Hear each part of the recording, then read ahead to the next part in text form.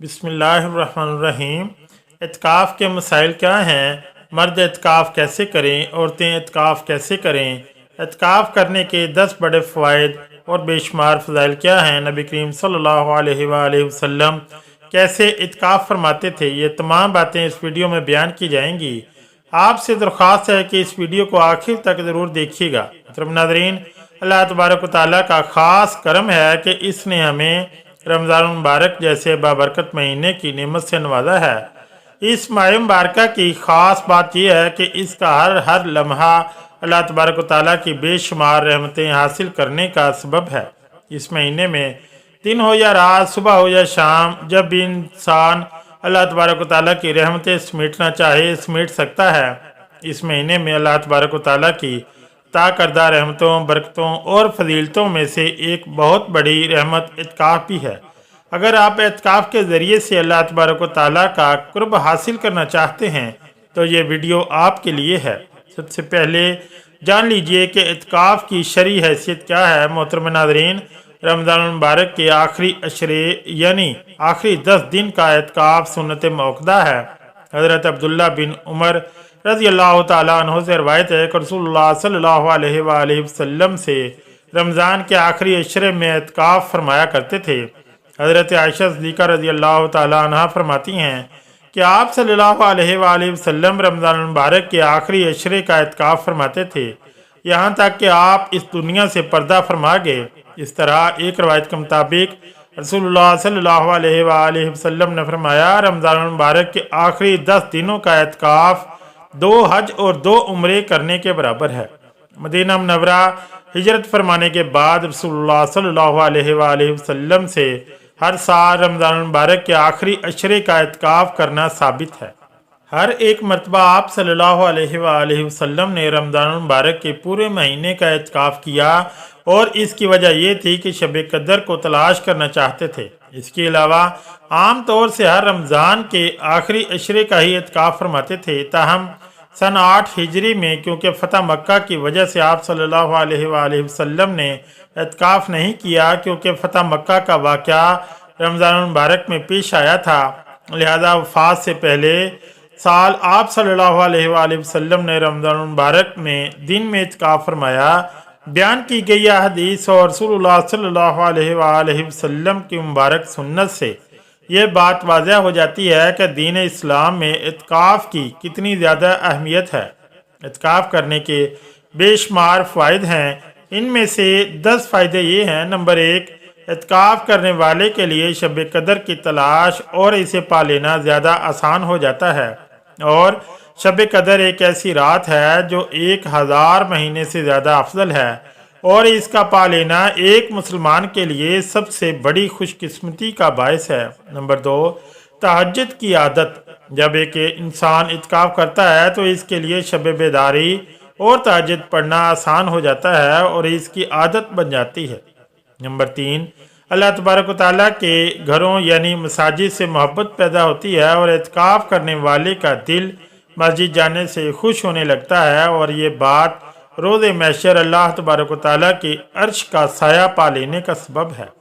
Number 4, अल्लाह तबारक व तआला के ज़िक्र से उनसियत और मोहब्बत पैदा होती है। नंबर 5, खलवत और तन्हाई के मौके नसीब होते हैं जिनमें ख़ताओं से नदामत के साथ साथ अल्लाह तबारक व तआला से तौबा इस्तग़फ़ार करने और आंसू बहाने का मौका मिल जाता है। नंबर 6, एतकाफ़ करने वाला फजूल बातों और नफसानी ख्वाहिशात से बचा रहता है। नंबर 7, जायज़ दुनियावी अमवर और मरगूब चीज़ें छोड़ने के सबब इसे बेरगबती और लाताल्लुक़ी पैदा होती है। नंबर 8, एतकाफ़ करने वाले के दिल में फ़िक्र आखिरत पैदा होती है और इसके दिल की इस्लाह होती है। नंबर 9, सुन्नत समझ कर एतकाफ़ करने वालों के दिल में सुन्नत रसूलुल्लाह सल्लल्लाहु अलैहि वसल्लम से मोहब्बत के जज्बात पैदा होते हैं। नंबर 10, ज़िंदगी तब्दील करने और इसे शरीयत के सांचे में ढालने का जज्बा परवान चढ़ता है। मोहतरम नाज़रीन, जैसे ये एतकाफ़ इबादत इतनी ज़्यादा अहमियत और फजीलत वाली है, ऐसे ही इसके चंद एक अहकाम और पाबंदियाँ भी हैं।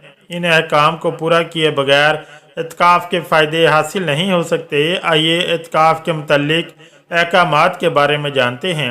नंबर 1, रमज़ान मुबारक के आखिरी अशरे का एतकाफ़ सुन्नत मौक़ूदा अल-कफ़ाया है, यानी अगर मोहल्ले के कुछ लोग इस सुन्नत को अदा करें तो मस्जिद का जो हक अहले मोहल्ला पर है वो अदा हो जाएगा।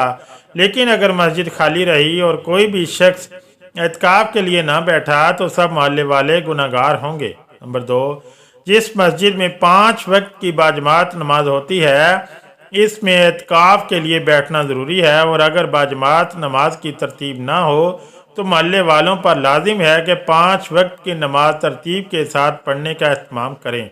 नंबर 3, औरतें एतकाफ़ के लिए घर के अंदर ही एक जगह मुकर्रर करके वहाँ एतकाफ़ करें तो इन्हें मस्जिद में एतकाफ़ बैठने का सवाब मिलेगा। नंबर 4, एतकाफ़ में कुरान मजीद की तलावत, दुरूद शरीफ की कसरत, ज़िक्र व तस्बीह, दीनी अलूम का सीखना और सिखाना और अम्बिया अलैहिस्सलाम, सहाबा कराम और बुजुर्गान दीन के हालात पढ़ना और सुनना अपना मामूल रखें। बगैर ज़रूरत के बातें करने से बचे रहें। नंबर 5, एतकाफ़ की जगह से बगैर ज़रूरत के निकलना जायज़ नहीं। अगर बगैर ज़रूरत से निकले तो एतकाफ़ टूट जाएगा। यहाँ एतकाफ़ की जगह से मुराद मर्द के लिए मस्जिद और ख़वातीन के लिए घर की वो ख़ास जगह या हुजरा है जहाँ वो एतकाफ़ की नीयत से बैठें। नंबर 6, पेशाब, पखाना और गुस्ल जनाबत के लिए एतकाफ़ की जगह से बाहर जाना जायज़ है। इसी तरह अगर सहरी और अफ्तारी का सामान लाने वाला कोई और ना हो तो वो भी जाकर अपने घर से लाना जायज़ है। नंबर 7, जिस मस्जिद में एतकाफ़ की नीयत से बैठें अगर इस मस्जिद में जुम्मे की नमाज ना होती हो तो जुम्मे की नमाज अदा करने के लिए इस इलाके की जामिया मस्जिद तक जाना भी दुरुस्त व जायज़ है।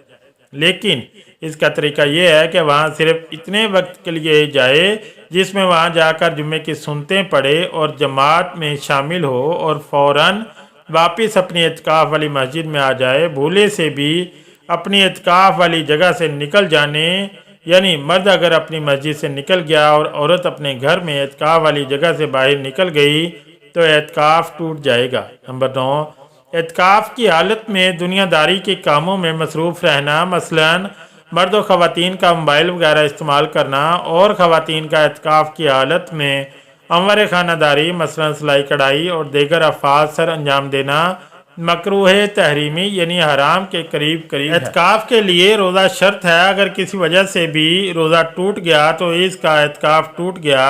मोहतरम नाज़रीन, अगर आप जानना चाहते हैं कि रोज़ा किन बातों से टूटता है तो हमारे चैनल पर अलग से वीडियो मौजूद है, आप इसे देख सकते हैं और इससे इस्तिफ़ादा हासिल कर सकते हैं।